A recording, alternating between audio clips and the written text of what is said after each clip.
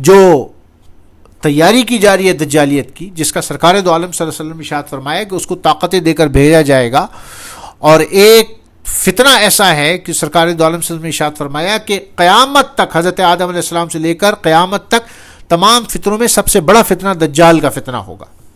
لہٰذا آج جو جنت و دوزخ کا کانسیپٹ ہے، بعض محققین کا خیال ہے کہ دجال کا یہ منظرنامہ لیزر شعاؤں کے ذریعے تخلیق کرے گا، یعنی لیزر کی بنیاد پر ایسی منظر کشی کر لے گا کہ وہ لگے گا کہ وہ کھیت کھلیان اور جنت بنی ہوئی ہے، اور لیزر شعاؤں سے ایسا منظرنامہ تخلیق کرنا آج کمپیوٹر کی دنیا میں اور اس جدید دنیا میں ہم اس کا مشاہدہ میڈیا میں اور فلمی دنیا میں اور جو فلم انڈسٹری ہے اس میں روزمرہ کی اس میں دیکھ سکتے ہیں کہ کس طریقے سے منظرنامے پیش کیے جاتے ہیں جن کا حقیقت میں کوئی وجود نہیں ہوتا۔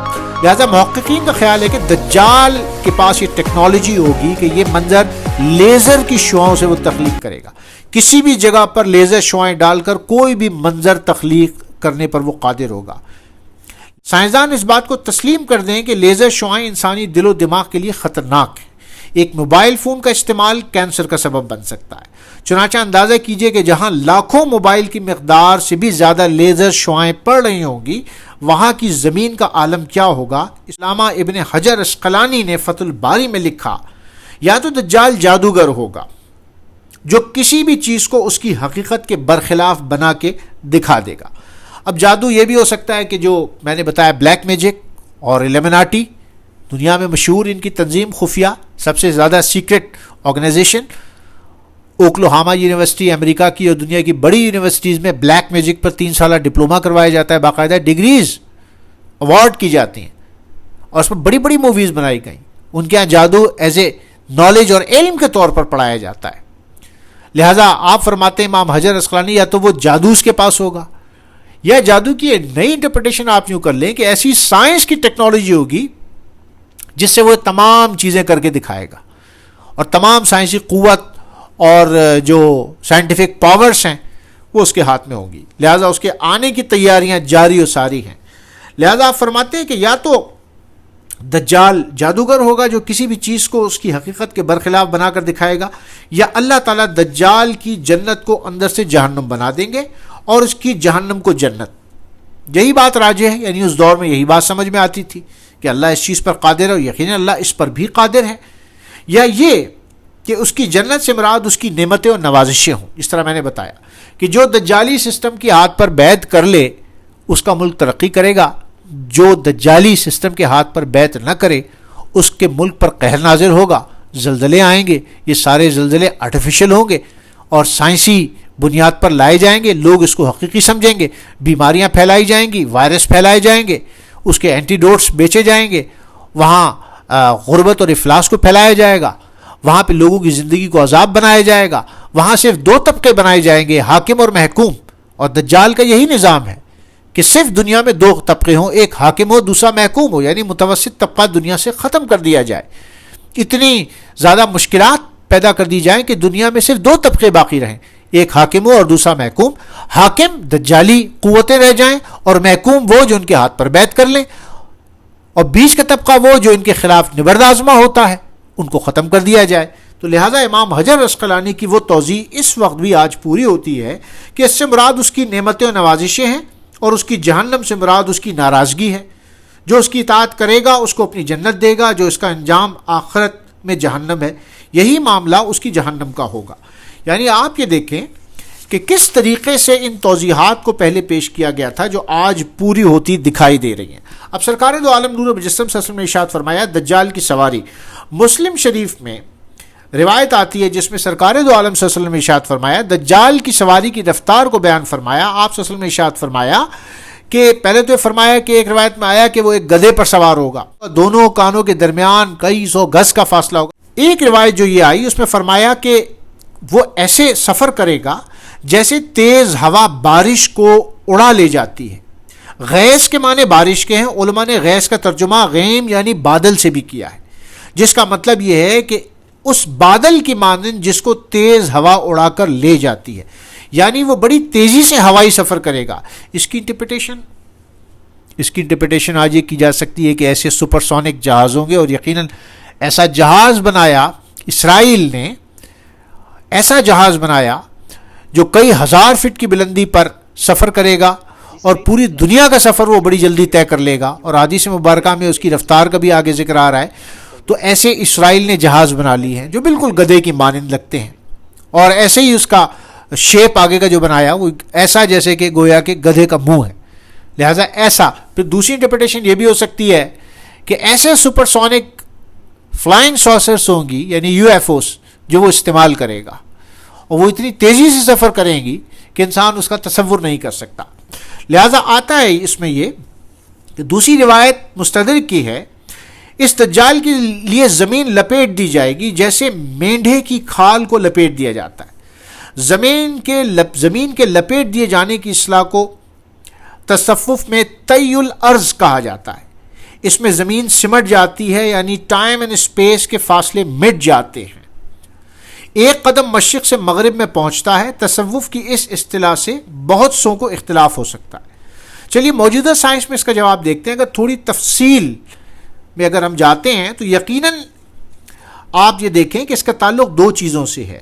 ایک موشن سے یعنی رفتار، دوسری کشش یعنی گریویٹیشن سے ہے. یعنی ایسے سفر کے وسائل کو حاصل کر لینا، ایسی سواریاں بنا لینا، ایسے سپرسونک جہاز بنا لینا کہ جو بڑی تیزی سے سفر کرے، جس میں وقت اور فاصلہ سمٹ جائے. لہذا بہت سی چیزیں اس میں ہیں، اور کچھ نے تو یہاں تک کہا ہے کہ اس سے مراد اڑن تشتریاں بھی ہیں. لیکن اگر ہم وہاں نہیں بھی جاتے، اس حوالے سے اس طرف نہ بھی جائیں، تو دجال کی سواری کے بارے میں جو روایات آئی ہیں وہ ایسی ہیں کہ جس میں سرکار دو عالم صلی اللہ علیہ وسلم نے فرمایا جس طرح کہ دجال کے گدھے کے دونوں کانوں کے درمیان 40 گز کا فاصلہ، اس گدھے کا ایک قدم 3 دن کی مسافت کے برابر ہوگا. وہ اپنے گدھے پر سوار ہو کر سمندر میں ایسے گھسے گا جیسے تم اپنے گھوڑے پر سوار ہو کر چھوٹی نالی میں گھس جاتے ہو.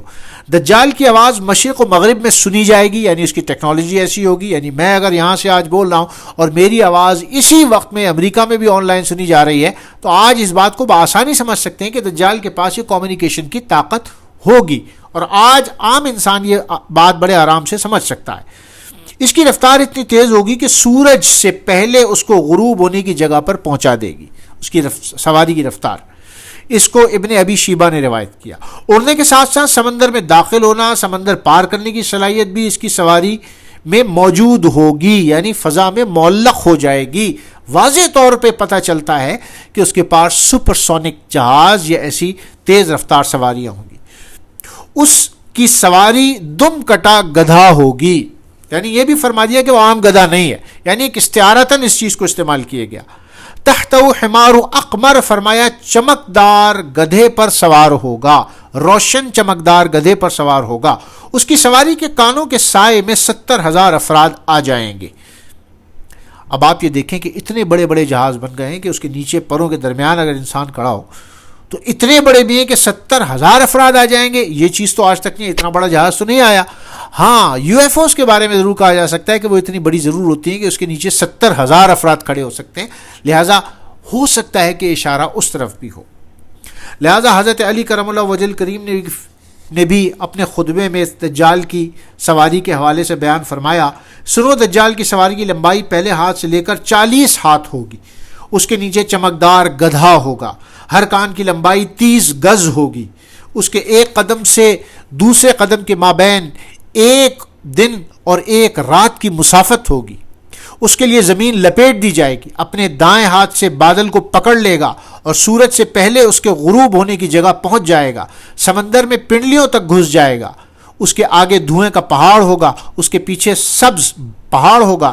ایسی آواز لگائے گا کہ اس کو مشرق و مغرب میں سنا جائے گا، میرے دوستو میرے پاس آؤ، میرے دوستو میرے پاس آؤ، مجھ سے محبت کرنے والوں میرے پاس آؤ، مجھ سے محبت کرنے والوں میرے پاس آؤ. میں ہوں وہ جس نے پیدا کیا، یعنی خدائی کا دعویٰ کرے گا. بس برابر کیا، جس نے اندازہ کیا، بس ہدایت دی، یعنی وہ ایسے دعوے کرے گا کہ میں تمہارا رب ہوں. اور حضرت علی کرم اللہ وجہ کریم ارشاد فرماتے ہیں کہ اللہ کے دشمن نے جھوٹ کہا، یعنی وہ اللہ کے دشمنوں میں سے ہوگا، وہ تمہارا رب نہیں ہے، جان لو. اس کے اکثر ماننے والے اور ساتھی یہودی اور زانیوں کی اولاد ہوں گے. حضرت علی کرم اللہ وجہ کریم نے ارشاد فرمایا.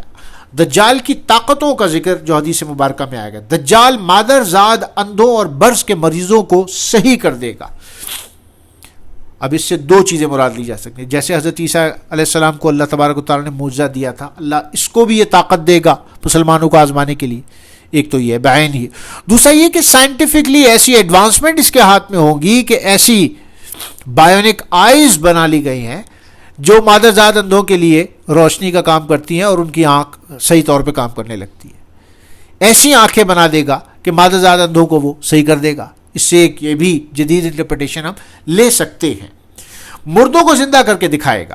گویا کہ ایک تو وہ ہے کہ جب سرکار دو عالم نور مجسم صلی اللہ علیہ وسلم نے فرمایا کہ وہ ایک شخص کو یہ کرنے پر قادر ہوگا, لیکن لوگوں کے مردہ ماں باپ کو زندہ کر کے ان کے سامنے لائے گا اور کہے گا کہ میں اگر تمہارے ماں باپ کو زندہ کر دوں تو کیا تم مجھ پر ایمان لے آؤ گے؟ کیا یہ کلوننگ تو نہیں ہوگی؟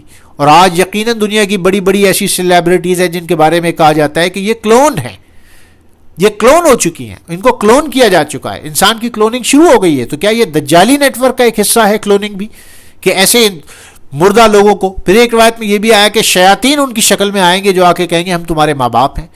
یعنی اس کی انٹرپریٹیشن قریب قیاس ہے کہ کلوننگ بھی ہو سکتی ہے, قریب قیاس ہے کہ جادو سے شیاطین دوسرے یعنی جنات اس کے ہاتھ میں ہو اور وہ ان کے ماں باپ کی شکل میں آ کے کہیں کہ ہم تمہارے ماں باپ ہیں. تو طاقتوں کے حوالے سے فرمایا مردوں کو زندہ کر کے دکھائے گا, زندہ کو مار کے پھر زندہ کرے گا, اس کے حکم سے بادل بارش برسائے گا. یعنی وہی کہ کلائمیٹک چینجز کو, کلائمیٹک جو چینجز ہے وہ اس کے ہاتھ میں ہوگی, جہاں چاہے گا بارش برسائے. اور آج مصنوعی بارش کرنا ممکن ہو گیا ہے. نہر کو حکم دے گا تو وہ رک جائے گی, چلنے کا حکم دے گا تو چل پڑے گی. زمین سرسبز و شاداب ہو جائے گی. جو اس پر ایمان نہیں لائے گا اس کے مویشی مر جائیں گے. کھیتی باڑی کو تباہ کر دے گا, پانی کے ذخائر کو ان سے محروم کر دے گا. اس کے قبضے میں کھانے پینے اور پانی کے ذخائر ہوں گے. ایک ہاتھ میں آگ, دوسرے میں جنت ہوگی. مسلم شریف کی حدیث کا مفہوم ہے یہ. زمین میں زلزلہ پیدا کرنے کی اس میں صلاحیت ہوگی. ابو داؤد نے اس کو روایت کیا.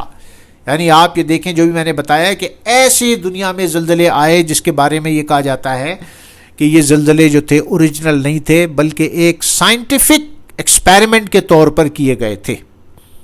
پاکستان میں بھی ایسے کچھ زلزلے ٹریس کیے گئے ہیں کہ یہ قدرتی نہیں تھے. یہ بھی دجالی نیٹ ورک کا ایک حصہ ہے کہ وہ ایسی ایکولوجیکل سائنسز میں اتنا آگے بڑھا ہوا ہوگا اور یہ سائنسز اتنی بڑھ جائیں گی کہ جب چاہے گا وہ دنیا کے جس حصے میں چاہے گا زلزلہ لانے کی اس کو اللہ قدرت دے دے گا. یقیناً یہ وہ سائنٹیفک ایڈوانسمنٹ ہوں گی جس کی طرف اشارہ کیا گیا ہے.